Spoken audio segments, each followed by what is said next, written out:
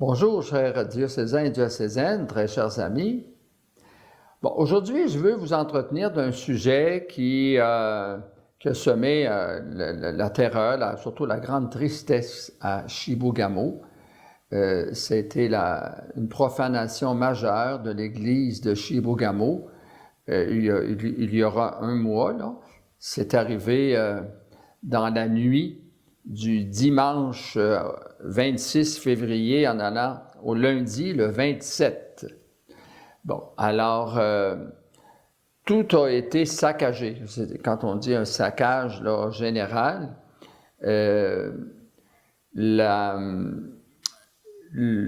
dirais, si on prend l'arrière de l'église, il y a une porte confessionnelle qui a été arrachée. Les doubles portes, une des deux ont été arrachées. Et puis des bancs ont été arrachés, brisés. Ensuite de ça, dans les côtés, le chemin de croix, les stations de chemin de croix ont toutes été descendues de leur endroit et brisées. Et tout le chœur était complètement là, sans dessus-dessous. Le tabernacle, évidemment, avait été garroché en bas du chœur. Et puis, il a été ouvert, éventré, puis les hosties toutes répandues aussi, les vases sacrés qui étaient là aussi inutilisables.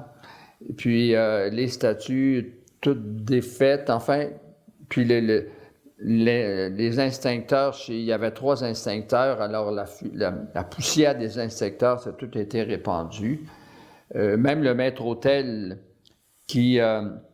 c'est le seul, je dirais, meuble dans le chœur qui n'a pas été renversé parce que il est en ciment, la base est en ciment, puis le ciment est pris dans le plancher.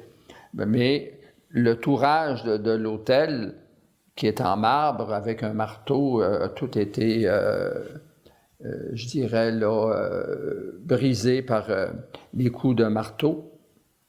La pierre d'autel également. Alors donc, ça a été un saccage général.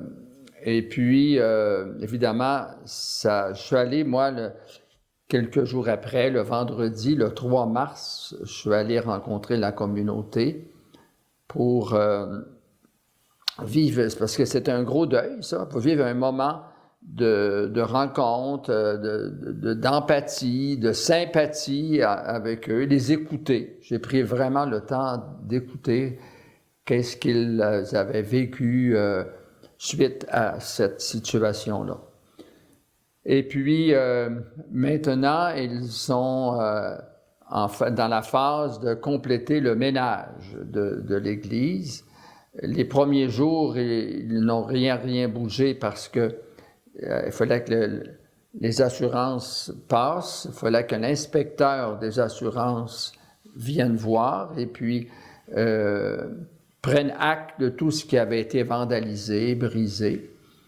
Et puis après ça, ben là, il a donné le feu vert pour commencer le nettoyage. La dernière conversation que j'ai eue avec l'abbé Léandre Lapointe, le curé, c'est que le ménage était sur le point d'être terminé et puis ils avaient contracté une firme, un entrepreneur pour restaurer entièrement l'Église. Alors, ils ont la couverture des assurances est même très bonne, de sorte que ils vont pouvoir je dirais, là, vraiment refaire quelque chose qui va être joli et puis qui va harmoniser, qui va redonner toute sa valeur à cette belle église paroissiale. C'est pour ça que, comme les bancs, je donne un exemple, les bancs, bon, sur 70, il y en a 37 qui sont brisés. Bon, alors, ils vont tous les changer.